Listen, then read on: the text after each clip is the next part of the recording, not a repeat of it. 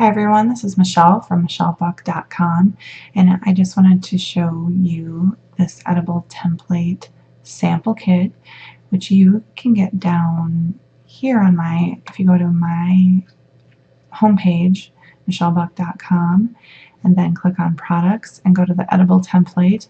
You can get a sample of this set by clicking on this button here. So what I want to show you today is actually a few things on how to use it in case you downloaded the set and you were unsure how to edit it. So when you pull it up, you might get a screen saying that the fonts are not installed, and that's because you didn't install the fonts that I used. But you can go ahead and replace those fonts with your own fonts if you don't want to use the fonts that I have. Or you can download the fonts that I have in the instructions. Otherwise, you can simply just go and edit this stuff with your own fonts and design and branding. So first thing you want to do after you open it up and have either replace the fonts, or you can just say that you'll just do it later, and that's fine.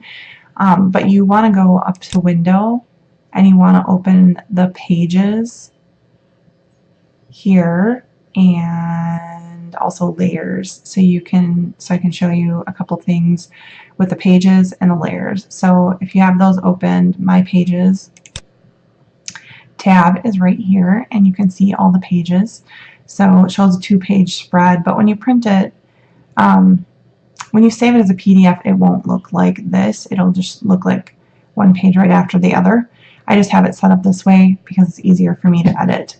So I'll show you a couple things that I think are going to be helpful for you in using this sample set, and this will also be good to use if you download the full set.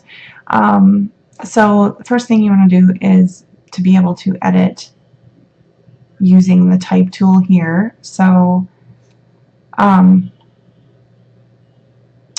if you have this Pages open and you want to select a certain page, you can just, like, let's say I want to go to this page, I can click here and I am able to go to jump to the page that I want.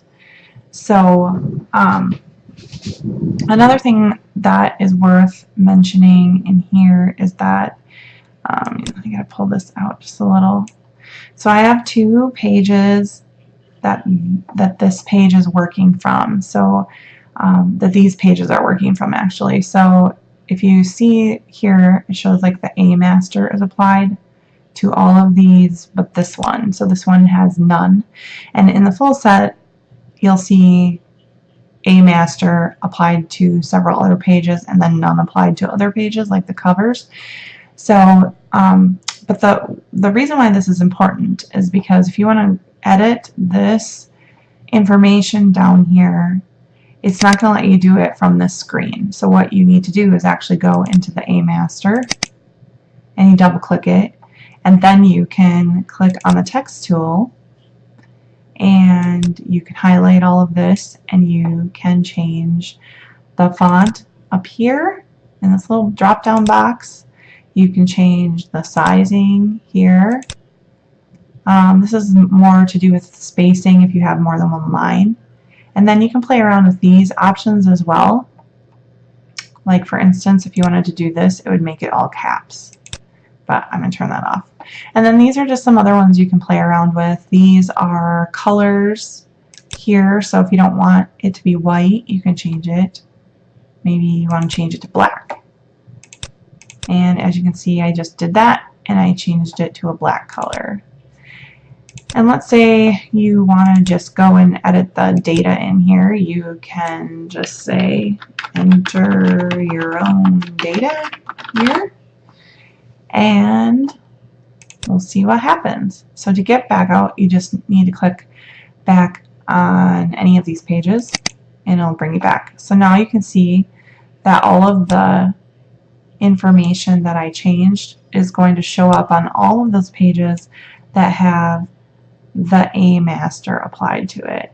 Now, if you don't want certain pages to have this footer in here, you can right click on here and you can apply your own master to this page, to the page that you want. So that's a couple things that you can do here, but I've created this way so that you can put a footer on the bottom and you don't have to change all the colors and the other information. So I'm going to show you one more thing in the A master. Let's go back there.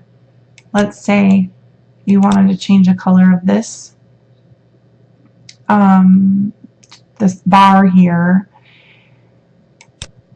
I think you can just drag the color over and change it like that. And so then if you go back in here, you notice that all of the bars on the bottom got changed to a different color. So that's another feature that just makes it easy to make a lot of changes.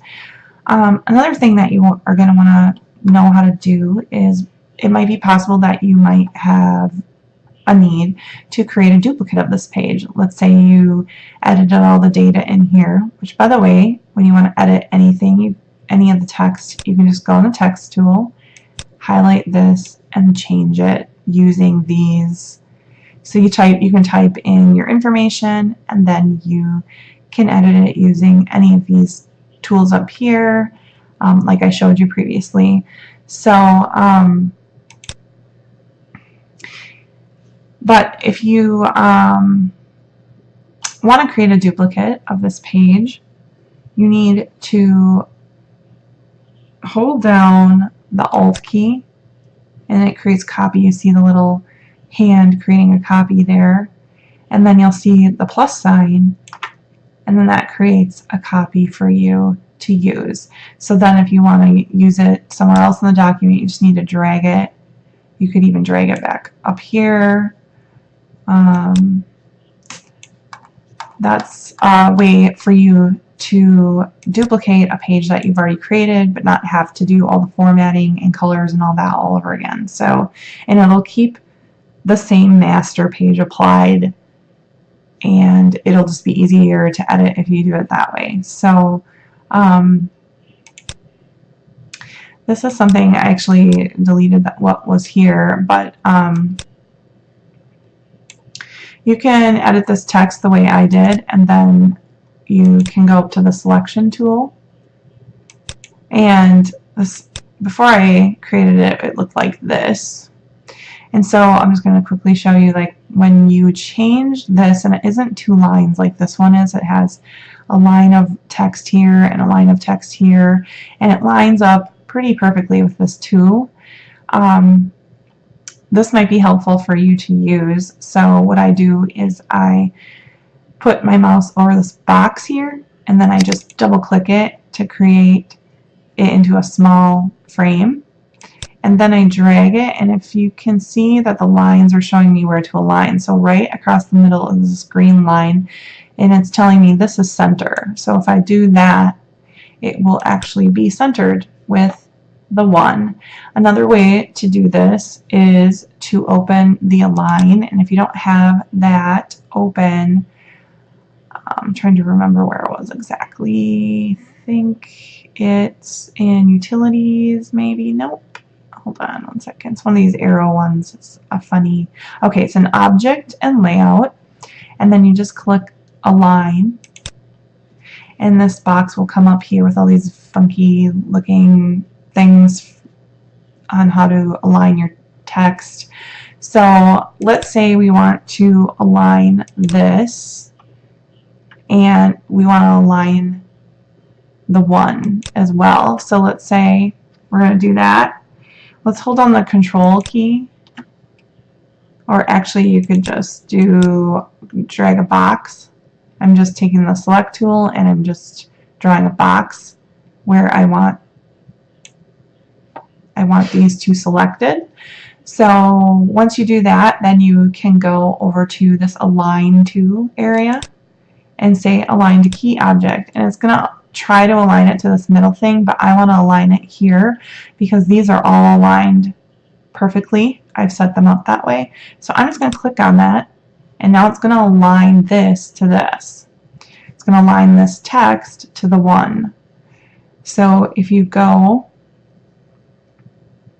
we have it aligned to the key object, and so I'm actually going to align the vertical centers, and it looks like I already aligned it, so it's not moving.